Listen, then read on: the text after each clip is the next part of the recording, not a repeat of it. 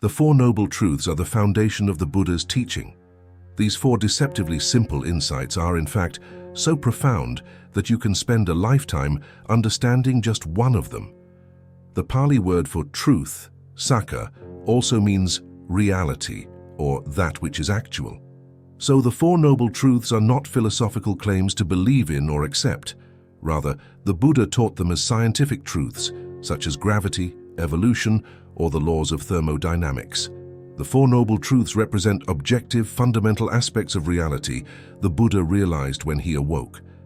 To not know these truths, he said, is to sleepwalk through life, repeating always the same mistakes, not knowing they bring you suffering. But it is no coincidence these four truths are called noble. To hear them is already the first step on a path that one day will bring you to becoming an awakened one, a Buddha yourself. So, let's explore the Four Noble Truths of the Buddha and see how these ancient teachings can enrich our own lives as sentient beings wrestling with the mystery of life. First noble truth, dukkha. The first noble truth is that life is full of dukkha. Now, what is dukkha? Most people translate this Pali word as suffering, but this is only partly right and can be misleading. Suffering is a very strong English word we use on rare occasions. We say we've had a stressful day at work, or that we're angry for losing our headphones, or that we regret not talking to our crush back in high school. Life is full of such unpleasant experiences, but labeling them all as suffering overstates the case. The Buddha's use of dukkha encompasses these experiences, but encompasses much more. For instance, losing one's keys is dukkha, but so is the loss of a loved one. Regretting one's lunch choice is dukkha, but regretting 30 years in a miserable marriage also falls under this category. Stumbling on your toe is dukkha, and enduring lifelong trauma qualifies as dukkha as well. The essence is that while dukkha can be interpreted as suffering, it also aligns with discontent, discomfort, stress, or unpleasantness. All these instances exemplify dukkha, yet none exclusively define it. Dukkha transcends English translations, signifying a profound facet of existence, indicating that we rarely attain our desires. Even when we achieve our desires, we invariably lose them at some point. This constitutes the first noble truth of Buddhism. Notably, it applies to pleasures too, whether material or spiritual. The delight experienced during an orgasm, or the joy of witnessing the birth of a child, both qualify as dukkha. This is because no happiness or pleasure, regardless of its nature, remains permanent. Once it vanishes, it leaves behind the anguish of separation. Consequently, all happiness and pleasure in the world contain the seed of dukkha. Whether one experiences this dukkha now or later is not a matter of opinion but an inherent aspect of life. The first noble truth is more profound and somber than it initially appears. It maintains that not only is unhappiness an intrinsic facet of life, but what we commonly interpret as happiness is merely a delayed form of unhappiness. Pleasure conceals pain, and achievement veils disappointment. Happiness masks dukkha. At this juncture, one might inquire, why did the Buddha focus predominantly on dukkha and not its antithesis? Is this unduly pessimistic? In response, we must recognize that we are merely addressing the initial of the Four Noble Truths. Furthermore, there is value in highlighting life's darker aspects. Dukkha is the universal predicament confronting all sentient beings throughout time and space. As Walpola Thoreau eloquently puts it in What the Buddha Taught, one physician may gravely exaggerate an illness and give up hope altogether. Another may ignorantly declare that there is no illness and that no treatment is necessary, thus deceiving the patient with a false consolation. You may call the first one pessimistic and the second optimistic. Both are equally dangerous. But a third physician diagnoses the symptoms correctly, understands the cause and the nature of the illness, sees clearly that it can be cured, and courageously administers a course of treatment, thus saving his patient. The Buddha is like the last physician. Upon recognizing that existence is replete with dukkha, one might anticipate a descent into nihilism. If every turn leads to dukkha, what purpose does anything hold? A Western nihilist might recommend taking one's life, believing that an act of violence is an escape. Yet for the Buddha, Even this is not a solution. The Buddha was firm in his belief in rebirth and the law of karma. Self-destruction, as a violent act, would merely result in a more intense experience of dukkha in the subsequent life. In this seemingly endless labyrinth of dukkha, how did the Buddha improve his situation? He adopted the very approach he advises for everyone. He directed his disciplined mind squarely at dukkha, delving deeply into its essence. Within dukkha, he discovered the second noble truth: thirst. The second noble truth posits that the source and origin of dukkha is thirst. The Sanskrit term for thirst is trishna, and its phonetic similarity to the English word thirst is not coincidental. In essence, the Buddha meant thirst as the essential desire for reality to be different from what it is, which underlies all kinds of adverse experiences, whether major or minor. Be it a breakup, a car accident, a failed exam, or a funeral, every such experience shares a common thread, desiring the reality to be other than it is. This desire constitutes thirst, the fundamental yearning for an alternative reality. Notably, it is not the object of desire, but thirst itself that begets dukkha. A monk may thirst for enlightenment, a lover may yearn for their beloved, a woman may ache for a child, and a Wall Street trader may pine for a larger paycheck. The specifics are irrelevant because thirst invariably serves as the wellspring of dukkha. Any aspiration, regardless of its nature, occasions dukkha because we are bereft of it.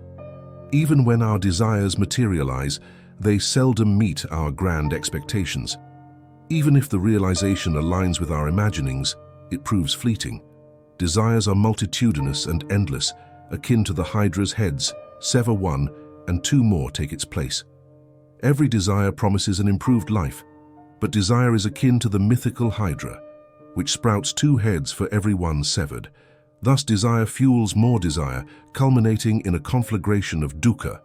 The Buddha aptly conveyed this in the fire sermon. All is burning, monks, all is burning. The Buddha did make distinctions among desires, discerning that certain desires are superior to others. For example, the aspiration to become a more virtuous, responsible individual is more constructive and less detrimental than the desire for alcohol. Nonetheless, as one progresses along the path to awakening, one must cultivate detachment from even spiritual ambitions. Intriguingly, the Buddha structured his teachings such that extensive and arduous practice is required to grasp them fully. However, these teachings should eventually be relinquished. The Buddha illustrates this concept using the raft analogy.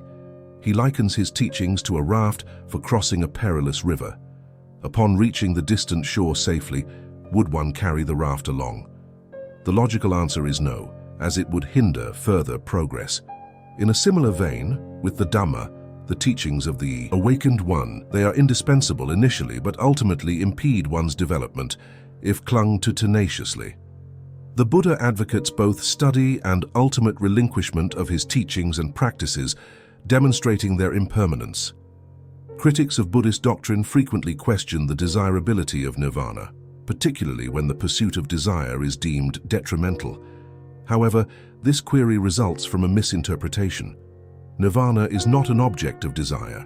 Rather, it is the cessation of desire itself. Thus, seeking nirvana reflects a misunderstanding of its true nature. The Buddha's teaching is a shift in consciousness comparable to awakening from slumber, signifying a comprehensive transformation of one's reality that is rooted in consciousness.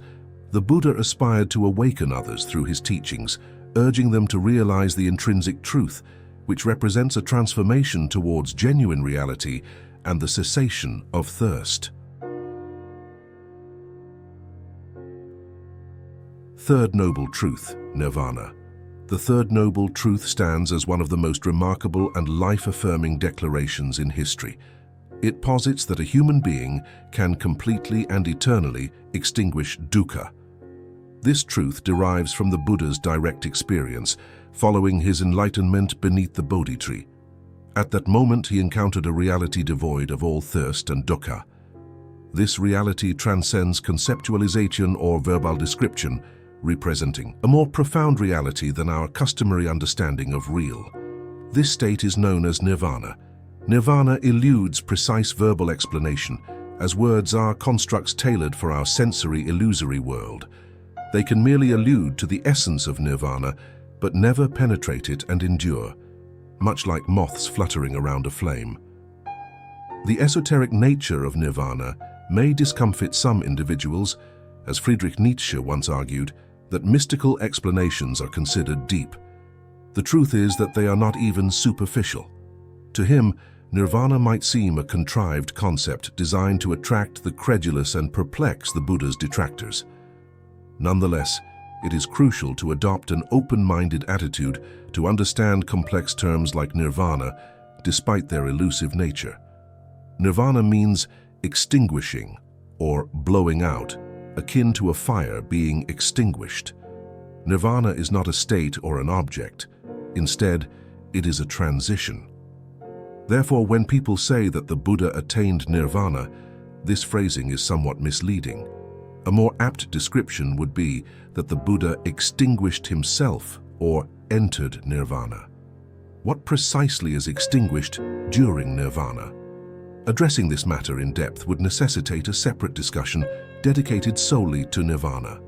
Succinctly, nirvana involves the extinction of craving. All preferences and aversions, desires, attachments, hatred, greed, delusion, and the illusion of a separate self are extinguished during nirvana. Thus, desiring nirvana is a paradox, as it contradicts the very nature of nirvana, which signifies the cessation of desire. The pursuit of nirvana epitomizes desiring an illusory conception of nirvana. To alleviate dukkha, even the aspiration to be liberated from it must cease. Nirvana might appear as an extraordinary and supernatural state, attainable solely by meditation masters. Nonetheless, considering the Arctic Monkeys album titled "Whatever People Say I Am, That's What I'm Not," we can view nirvana in a similar vein. In this context, it implies that it is not an object of desire, it represents the cessation of desire. While elusive, it constitutes an integral element of our reality. To understand the Dhamma, one must accept that what may initially perplex us could be the Buddha describing colors we cannot yet perceive. This perspective enables discussions about challenging terms like nirvana even when comprehension eludes us. As Walpole's succinctly puts it in What the Buddha Taught, it is incorrect to think that nirvana is the natural result of the extinction of craving. Nirvana is not the result of anything. If it would be a result, then it would be an effect produced by a cause. Nirvana is neither cause nor effect. It is beyond cause and effect. Truth is not a result nor an effect. It is not produced like a mystic, spiritual, mental state. Truth is, nirvana is. The only thing you can do is to see it, to realize it. There is a path leading to the realization of nirvana. But nirvana is not the result of this path. You may get to the mountain along a path, but the mountain is not the result, not an effect of the path. You may see a light, but the light is not the result of your eyesight. Nirvana is a noble truth. It represents a fundamental component of our existence. When we reside in ignorance, nirvana appears foreign and bizarre to us. However, an individual who has eliminated the barrier from their perception, one who has fostered wisdom, can discern what has been present all along. Furthermore, the Buddha did not merely inform people about nirvana and abandon them. No. Akin to a skilled physician, he provided thorough guidelines on how one should lead their life to terminate the affliction of dukkha. His adherents compiled all the directives the Buddha provided on different occasions. The early students committed to memory and arranged these teachings into a structure they started calling the Path. This structure had 8 primary components, and so they referred to it as the Noble Eightfold Path. It is this journey precisely that represents the 4th and final noble truth. This path is based on the belief that there exists a mistaken way of living that generates dukkha and a right way of living that can decrease dukkha until it is ultimately eradicated. This distinction between erroneous and virtuous actions is not based on the Buddha's personal perspective. Rather, it embodies an almost scientific theory grounded in evidence you can personally examine. According to the Buddha, most individuals are moving through life in a state of half-consciousness. immersed in delusion. Therefore, unknowingly, they live in a manner that fosters dukkha. The Buddha's teachings served as a comprehensive guide on how to lead the right way and minimize dukkha for oneself and others. So let's explore what this guide consists of. Right view means possessing the insight to see through the deceptive words and actions of oneself and others. Just as today, at all times, what society venerates as virtue and accomplishment is often blemish and inadequacy in disguise. No measure of material wealth, productivity, or gratification can rid you of dukkha. In truth, these things have the delayed consequence of engendering even more dukkha. Recognizing this necessitates wisdom, and it represents a right view. Right intention arises from right view. Only after you comprehend things as they genuinely are can you establish for yourself the appropriate objectives. The Buddha recognized that humanity is afflicted with ceaseless yearning and dukkha, and thus the best intention is to strive to cure oneself and others of this ailment. Once you perceive reality and uphold the correct intentions, your manner of speech, conduct, and lifestyle align to lead you out of the labyrinth of thirst and dukkha. And then we approach the final three divisions of the path, which are a bit more technical. A lot of people, myself included, believe that one can only reach a certain level of understanding in Buddhism by incorporating a meditation practice. This does not imply that meditation alone leads to nirvana, but it is an essential element in transforming one's perception of reality. It is noteworthy that the last three elements of the Eightfold Noble Path pertain to the Buddhist practice of meditation. Buddhist meditation deserves an entirely separate discussion, but for now it is important to understand that one must train and transform their mind in order to grasp the deeper teachings of the Buddha. The Buddha served as a healer of the spirit, a healer of the mind, and meditation was his approach to treating the human mind from the contagion of ignorance and thirst.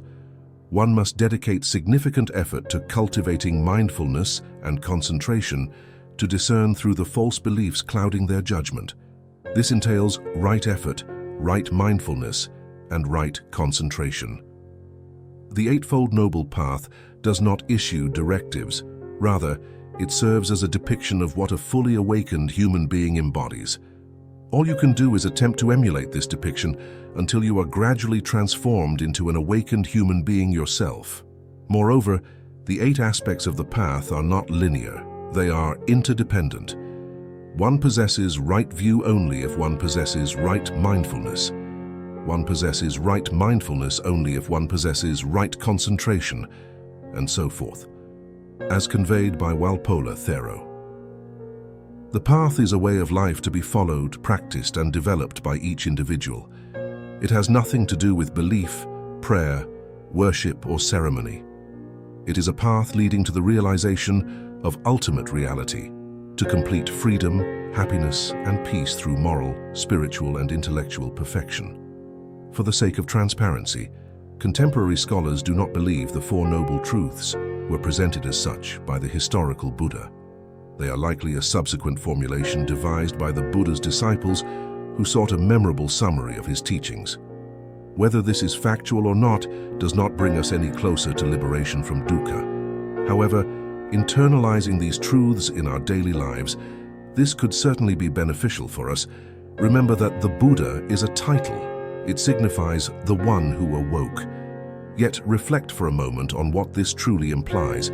It is more than a mere metaphor. The Buddha informs us that there is a shift in consciousness we can attain that is akin to awakening from slumber. He speaks of nothing less than a complete transformation of one's reality, which commences and culminates within one's consciousness. And this transformation leads towards truth, towards, so to speak, genuine reality. It signifies the end of sleep, the end of the false narratives, opinions, and beliefs we all harbor within ourselves. Most importantly, it signifies the end of thirst and dukkha. The Buddha, upon perfecting his mind, recognized that human existence is a nightmare, but then he awoke. His teachings ever since that day, these Four Noble Truths, are akin to words he is softly uttering into our ears, endeavoring to awaken us too. The good news is, the nightmare is but a dream. What awaits us upon awakening is true reality, not only more perfect than we can envision, but more perfect than we can conceive. Therefore, I encourage you to utilize this video as a starting point for your own exploration into this profound and venerable tradition known as Buddhism.